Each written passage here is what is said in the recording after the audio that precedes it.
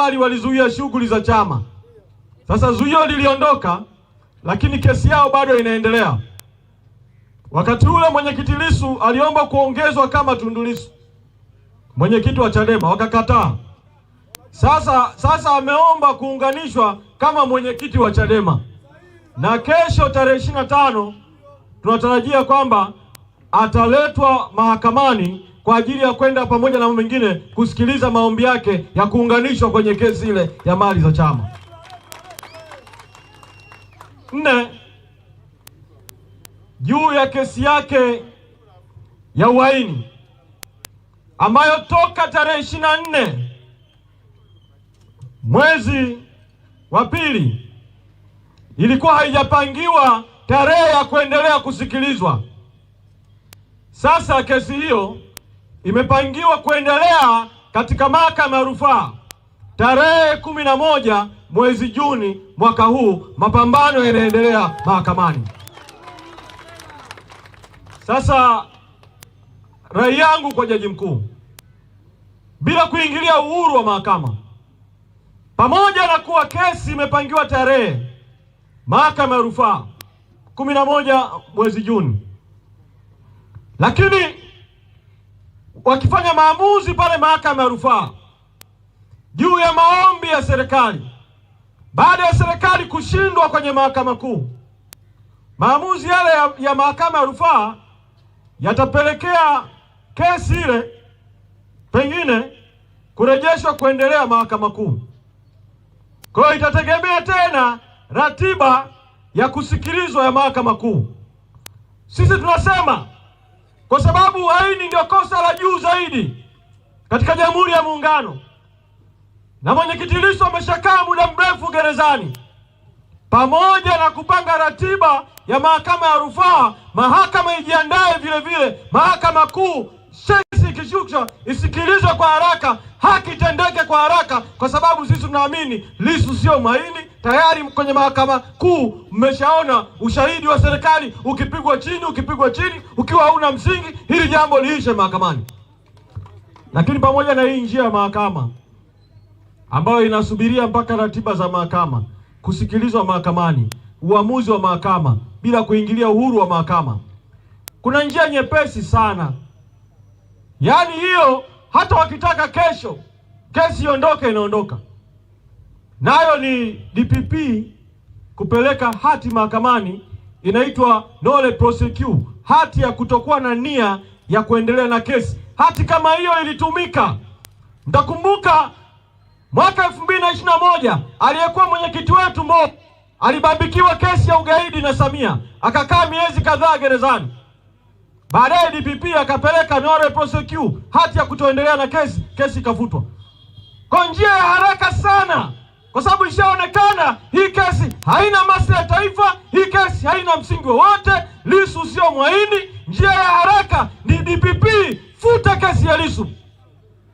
Sasa sisi viongozi tumesema tunataka kusikia na sauti zenu wananchi. Wale mnaosema DPP afute kesi, vidole vile juu. Sasa pamoja na vidole mseme kwa sauti, DPP futa kesi ya Lissu. DPP futa kesi ya Lissu. DPP futa kesi ya Lissu. DPP futa kesi ya Lissu. DPP futa kesi ya Lissu. Na ukweli ni kwamba, shusha mkono kidogo, ukweli ni kwamba DPP anatumika tu. Hii kesi ni kesi ya Samia, kwa lazima na Samia naye tumfikishie salamu, sawa sawa. Kwa sababu tunasema Samia futa kesi ya Lissu. Samia futa kesi ya Lissu. Samia futa kesi ya Lissu. Shukrani. Pili, nawaletea salamu za makamu mwenyekiti Mheshimiwa John Heche. Yuko nje ya nchi, tumemtuma kwa jukumu maalum. Vita hii tunapambana ndani ya Tanzania, tunapambana vile vile kimataifa. Bahati nzuri, kama ni timu ya mpira, sisi tuna kikosi kipana, tuna uwezo wa kupambana ndani, tuna uwezo wa kupambana nje mpaka kieleweke. Kwa hiyo mtamuona atarudi atarudi ndani ya hizi siku chache, mtamuona kwenye mikutano inayofuata. Lakini tulisema kwa namna yoyote, mmoja wetu akiwa na dharura, kusiwe na sababu ya ziara kusimama, kwa sababu tunataka tuzunguke nchi nzima, mkoa kwa mkoa, kuiamsha nchi kwa ajili ya hatua zinazofuata. Ndugu zangu wa Dodoma, sasa jamaa anasema kikosi kipana chama cha Simba, mwingine atasema cha Yanga, mwingine atasema cha Arsenal juzi kilionekana kipana kweli, na mwingine atasema kingine. Lakini cha msingi hiki ni kikosi cha umma, na nitumie fursa hii kwa niaba ya kamati kuu kuwapa pole sana kwa mauaji ya tarehe 29 Oktoba na siku zilizofuatia. Poleni sana.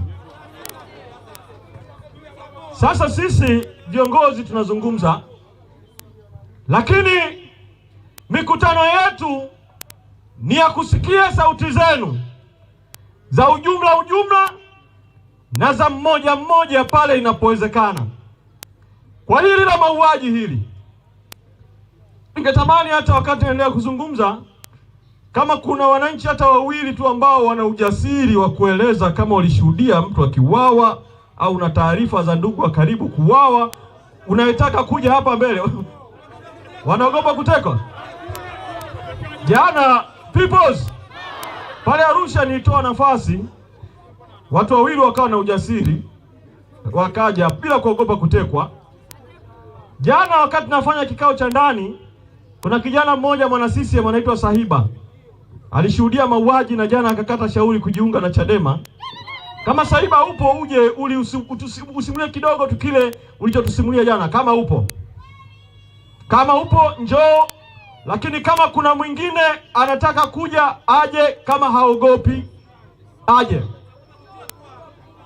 asiogopa aje, anayeogopa asubiri, anayeogopa kutekwa asubiri, kwa sababu sisi msimamo wetu Chadema tumesema hatuitambui ripoti ya tume ya Chande, hatuitambui tume ya Chande, hatutambui mchakato wote wa uchunguzi ambao watuhumiwa wa mauaji ndio wameunda tume ya kujichunguza wenyewe. Sisi msimamo wetu tunataka tume huru yenye kuhusisha wadau wa kimataifa na kitaifa. Hiyo ikija, watu watakwenda kuzungumza kwa uhuru bila hofu ya kutekwa, bila hofu ya kutishwa. Huo ndio msimamo wetu.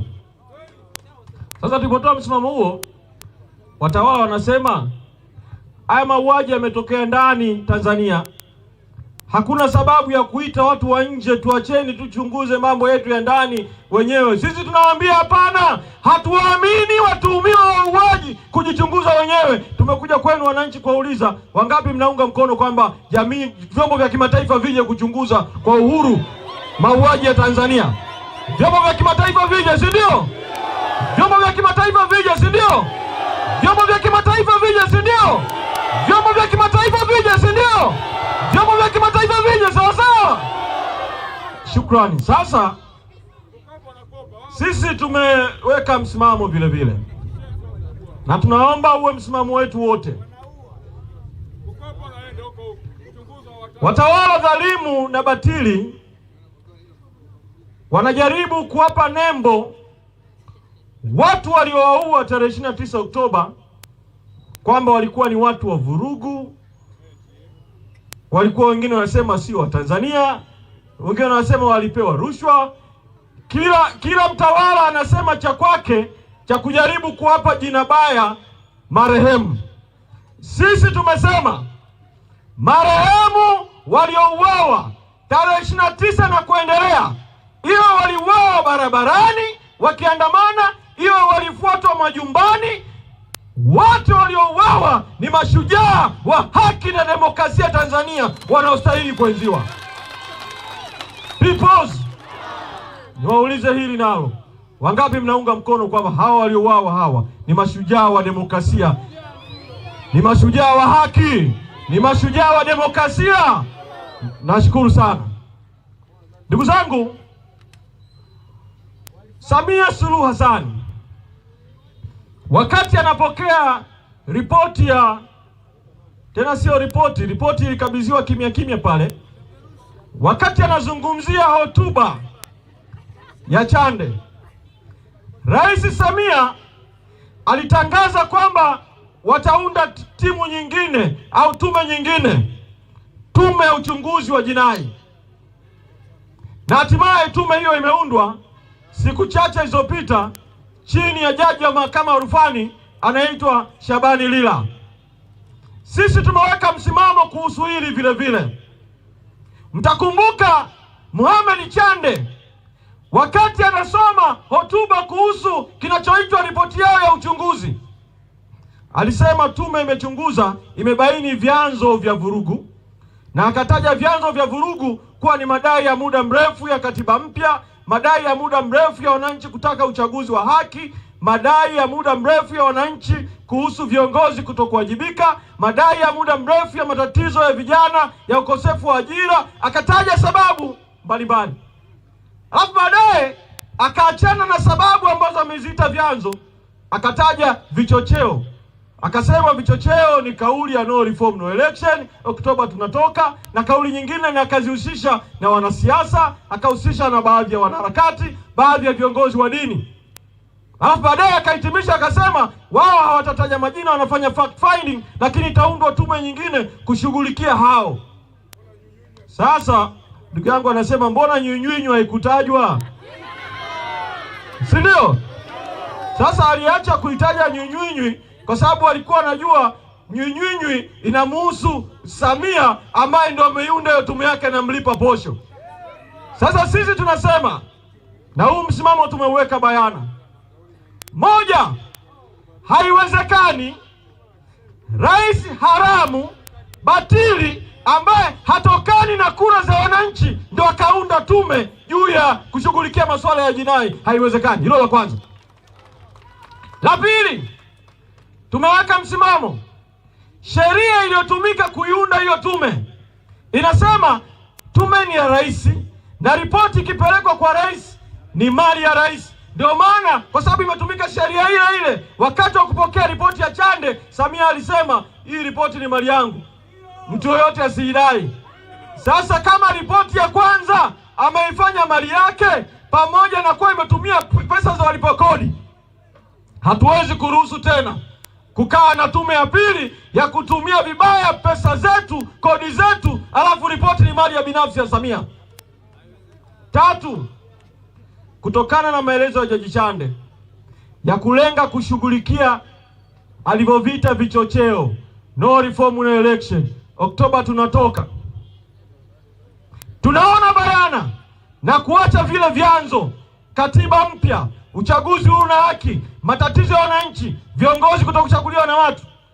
Tunaona hii tume ya jinai imeundwa maalum kwa ajili ya kuwalenga Chadema kwenye no reform no election, ili tume sasa ianze kumshughulikia Lissu, iseme huyu ndio alikuwa kinara wa no reform no election, pamoja na kuwa hakuwepo kwenye maandamano, huyu ndio mhusika wa vurugu. Viongozi wa Chadema, wanaharakati, alafu wale wauaji, aliyetoa amri ya kuua watu, polisi walioua watu, wabaki usalama wa taifa, jambo hili halikubaliki. Ndio maana sisi tunaipinga tume hii ya Jaji Lila na hatutaipa ushirikiano wowote.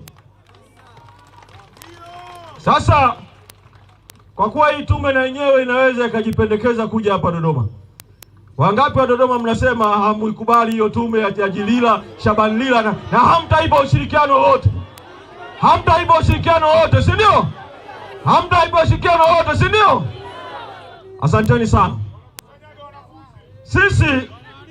Sisi tumeweka msimamo vile vile kwamba 29 Oktoba hakujafanyika uchaguzi Tanzania kabisa, na viongozi walioko madarakani sio viongozi halali. Na tumeweka msimamo, tunataka uchaguzi huo ufutwe na uchaguzi ufanyike upya baada ya kwanza kufanya mabadiliko ya kikatiba na kisheria ya kuwezesha uchaguzi una haki. Sasa sisi tupoweka msimamo, wao wanasema unajua tayari miezi imepita toka Oktoba 29, wananchi tayari wametulia, wanaendelea kuwatambua viongozi wao. Sasa tukasema nyinyi hamna uwezo wa kusema kwa niaba ya wananchi, sisi tutakuja kuwauliza wananchi wenyewe, tusikie sauti za wananchi. Wangapi mnataka uchaguzi ufutwe urudiwe upya na hao viongozi sio halali? Uchaguzi ufutwe urudiwe, si ndio? Uchaguzi ufutwe urudiwe, si ndio? Uchaguzi ufutwe urudiwe, si ndio? Sasa tuseme hiyo kauli kwa pamoja, uchaguzi ufutwe urudiwe. Uchaguzi ufutwe urudiwe. Uchaguzi ufutwe urudiwe. Shukrani. Sasa pamoja na kuwa tuna serikali batili na haramu madarakani, lakini serikali hii batili na haramu imekalia viti sasa. Imekalia viti vya bunge, imekalia viti vya Ikulu pale Chamwino, inaendelea kuendesha serikali. Matatizo ya wananchi yanaendelea kujitokeza. Wakati tukisubiri uchaguzi kurudiwa, ni lazima vile vile tuipe shinikizo serikali batili na haramu izingatie matakwa ya wananchi. Kati ya mambo ambayo yanaikabili nchi katika kipindi hapa cha muda huu mfupi ni kupanda kwa gharama za mafuta kulikosababisha ongezeko la bei za bidhaa mbalimbali na ugumu wa maisha kwa wananchi. Sasa wao wanatoa kisingizio kimoja tu kwamba chanzo ni mzozo wa Irani, lakini kumbe ukweli ni kwamba pamoja na mzozo wa Irani ambao unachangia kidogo kwenye ongezeko la bei, sehemu kubwa ya ongezeko la bei kwenye mafuta Tanzania ni kwa sababu ya utitiri wa tozo na kodi mbalimbali kwenye mafuta. Sisi tumeweka msimamo kwamba katika kipindi hiki ambacho wananchi wanalia ugumu wa maisha, nauli zinapanda, vyakula vinapanda, bidhaa mbalimbali zinapanda bei, serikali ipunguze tozo na kodi kwenye mafuta na iweke ruzuku ili bei ya mafuta ishuke, uchumi wa wananchi usiendelee kuathirika. Peoples. Sasa hili nao tuwahoji, kwa sababu tulivyosema hili sema ni maoni ya Chadema hayo. Sasa leo tuko Dodoma mjini hapa kwenye bunge la wananchi, kwenye mahakama ya umma. Wangapi mnasema kwamba serikali ipunguze tozo na kodi kwenye mafuta ili kupunguza bei ya mafuta kwa wananchi? Mikono juu. Hata kule nyuma mikono juu, kwamba wale wote tunaotaka tozo, kodi zipunguzwe kwenye mafuta, ruzuku iweko kwenye mafuta, bei ipungue, athari za uchumi, hali ngumu zipungue kwa wananchi. Sauti ya watu hii. Sasa najua Dodoma hapa bashishushu wa idara ya usalama wa taifa wamejaa wengi sana, na najua wana rekodi na wanapeleka ujumbe huu kwa watawala wafikishe salamu hizi. Lakini sisi tunawaambia hivi, leo tumekuja kwenye mkutano wa hadhara ambao ni hatua ya kwanza ya kidemokrasia ya kudai haki. Mikutano tutaendelea kuzunguka mikoa mbalimbali tukitumia njia ya kidemokrasia kutaka serikali isikilize sauti ya watu na ichukue hatua. Iwapo serikali hii batili na haramu ikiendelea kuziba masikio, tutakwenda hatua ya pili ya maandamano.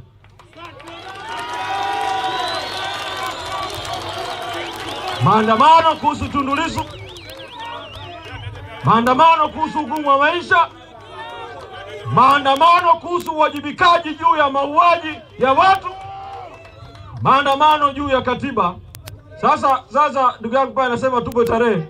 Wangapi mnasema kwamba siku tutakayowapa tarehe mtakuwa tayari kuandamana? Siku tukiwapa tarehe mtakuwa tayari kuandamana? Siku tukiwapa tarehe mtakuwa tayari kuandamana? Si ndio? Si ndio? Nawashukuru sana. Tumeisikia sauti yenu. Tukikaa kwenye vikao tunapopanga tarehe, tunajua kwamba Dodoma mko tayari kwa maandamano, mnasubiri tarehe. Ndugu zangu, najua mmechoka na hali ngumu ya maisha na kila kitu, lakini ipo tiba kuu ya matatizo yetu katika taifa letu, matatizo yetu ya kiuongozi, kuwa na viongozi wasiotokana na watu, wanatokana na kura za wizi, viongozi wasiowajibika kwa watu, matatizo yetu ya kimfumo, kuwa na bunge dhaifu, kuwa na mahakama zisizokuwa huru, kukosa taasisi za haki, kuwa na urais wa kifalme ambapo rais anateua kila mtu. Ukimkuta rais ambaye hana najaribu kuhesabu neno mwafaka la kuzungumza, ukikuta rais ambaye hana maadili, ndio utakuta anamteua mtoto wake kuwa naibu waziri, mkwe wake kuwa waziri, na wapambe wa namna hiyo. Sasa katika mazingira hayo, asiyekuwa naibu, si ndio? Katika mazingira kama hayo, ndugu zangu, tunahitaji katiba mpya, kwa sababu katiba mpya ndio itakuwa tiba ya matatizo yetu mengi sana ya kimfumo. Katiba mpya ilikwamia hapa Dodoma. Mara ya kwanza ilikwama mwaka 92. Tume ya Nyalali iliundwa mwaka 91 kukusanya maoni wakati nchi inaingia kwenye mfumo wa vyama vingi. Tume ikapendekeza kwamba ili Tanzania iingie kwenye mfumo wa vyama vingi, basi kuandikwa katiba mpya. Lakini mwaka 92 vikakaa vikao viwili. Kikakaa kikao cha CCM Diamond Jubilee Dar es Salaam, kikasema CCM haitaki katiba mpya, na baadaye bunge likakaa likafanya marekebisho tu ya katiba kuingiza maneno vyama vingi, lakini katiba ikabaki ile ile ya mwaka 77 ambayo iliandikwa wakati wa chama kimoja. Kamati iliyoandika katiba ya CCM ilipoungana CCM na ASP ikageuzwa kwa kamati ya kuandika katiba ya nchi, ikatengeneza katiba ya CCM ya mwaka 77, wakailinda. Kukawa na jaribio lingine tena kubwa la kuandika katiba mpya. Mwaka 2011 ikapitishwa sheria ya mabadiliko ya katiba baada ya misukosuko mingi sana hapa bungeni. 2012 ikaundwa tume ya Warioba, ikazunguka ikakusanya maoni, wananchi mkatoa maoni, wengine mkasema wabunge akichaguliwa akizengua isisubiri miaka 5 aondolewe. Warioba akaingiza kwenye rasimu kwamba mawaziri wasitokane na wabunge, wawe watu huru, wataalamu. Warioba akaingiza kwenye rasimu kuwe na tume huru ya uchaguzi, na Warioba akazingatia maoni, wakaingiza kwenye rasimu. Muundo wa muungano wa shirikisho la serikali tatu, Zanzibar, serikali ya Tanganyika na serikali ya muungano ya Tanzania, Warioba akaingiza kwenye rasimu. Tukaletewa rasimu bungeni hapa mwaka 2013. Sisi wengine tulikuwepo kwenye bunge maalum la katiba. Siku chache kabla Warioba hajahutubia bunge, CCM ikakaa kikao tena kama alivyofanya mwaka 92. Ikaenda kinyume na maoni ya wananchi, wakapitisha mwongozo wa CCM wa namna ya uandishi wa katiba, mwongozo ambao unaondoa yale yote ambayo wananchi waliyapendekeza kwenye maoni ya wananchi yaliyokuwa makubwa. Tukaingia bungeni, wao wakatumia wingi wao vibaya, wakaanza kuchakachua hatua kwa hatua ile rasimu ya Warioba. Tukasema hatuko tayari kuishiriki hiyo dhambi, tukatoka wakati wa bungeni, ndio ukaundwa umoja wa katiba wa wananchi. Mchakato wa katiba ukasimama kuanzia wakati ule. Sasa baada ya mauaji ya Oktoba 29, chanzo kikuu kimojawapo kikiwa ni madai ya wananchi ya katiba mpya, sisi Chadema tumesema hatukubaliani na tume ya Chande inayosema kwamba katiba mpya isubiri mpaka 2028. Hatukubali na kauli ya Samia Suluhu Hassan kwamba katiba mpya isubiri mpaka 2028. Tunataka mchakato wa katiba uanze kuanzia mwaka huu wa 2026. Peoples, wangapi mnakubaliana na sisi kwamba mchakato wa katiba uanze? Wote, si ndio? Wote, si ndio? Mchakato wa katiba uanze sasa, si ndio? Katiba mpya sasa, si ndio? Sasa tuseme katiba mpya sasa. Katiba mpya sasa. Katiba mpya sasa. Katiba mpya sasa. Ndugu zangu wa Dodoma, katika haya tunayoyapambania, kutaka haki, ukweli uwajibikaji juu ya mauaji, katika kutaka Tundu Lissu aachiwe huru, katika kutaka katiba mpya, katika kushughulikia hali ngumu ya kiuchumi ya wananchi. Tunahitaji rasilimali kama silaha ya mapambano. Kwa hiyo tunawaomba ndugu zangu, mtuchangie rasilimali fedha, changia vitu. Beseni itaweka muda mchache ujao, si ndio? Lakini pamoja na kuchangia fedha na vitu, tunawaomba sana, na hili nalisema maalum kwa Dodoma mjini. Sisi tumehutubia kitaifa hapa, safu kubwa sana. Nyinyi mnashuka huko vijiweni, mnakwenda majumbani. Nenda kuwa mhutubiaji hata kijiweni, ili tuanze maandalizi kila kata, chini kwa chini hapa. Siku tukipuliza kipenga hapa tu tumejipanga kila mahali. Wangapi mnaniahidi huko chini?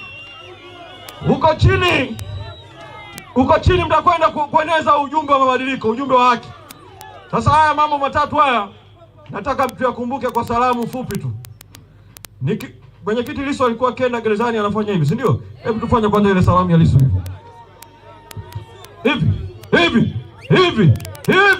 hivi kwa heshima ya Tundu Lissu. Nikisema katiba mpya mnasema free Tundu Lissu. Katiba mpya, katiba mpya, katiba mpya, katiba mpya, katiba mpya, katiba mpya. Shukrani. Sasa niliwaambia kwamba tunahitaji rasilimali, na rasilimali zinapatikana kupitia tone tone. Kwa hiyo nikinyosha vidole viwili afu nikisema katiba mpya mnasema tone tone. Katiba mpya, katiba mpya, katiba mpya, katiba mpya. Shukrani. Sasa waliua watu Oktoba 29. Na tunataka ukweli, haki na uwajibikaji juu ya mauaji. Sawa sawa? Kwa hiyo nikisema katiba mpya, huku nimenyosha vidole vitatu, mnasema ukweli, haki na uwajibikaji. Katiba mpya, katiba mpya. Na wewe nyosha vidole vitatu. Katiba mpya, katiba mpya. Sasa tunakwenda kwa salamu ya vyote vitatu. Katiba mpya. Hii nikinyosha ngumi tunasema free Tundu Lissu, si ndio? Vidole viwili ni tone tone, si ndio? Vidole vitatu ni ukweli, haki na uwajibikaji, si ndio? Katiba mpya, katiba mpya, katiba mpya, katiba mpya, katiba mpya, katiba mpya, katiba mpya, katiba mpya, katiba mpya, katiba mpya, katiba mpya. Waandishi tupate People's Power paneli juu, afu tuanze kukusanya tone tone hapa, tupate picha ya People's Power. Kunja ngumi Dodoma. Waandishi tupate picha hii ya People's Power. Tupate picha ya People's Power. People! People! People! People! Sasa mlioahidi tone tone. Shuka, naombeni sakamba ikatwe, mje kwa uhuru kabisa. DJ muziki.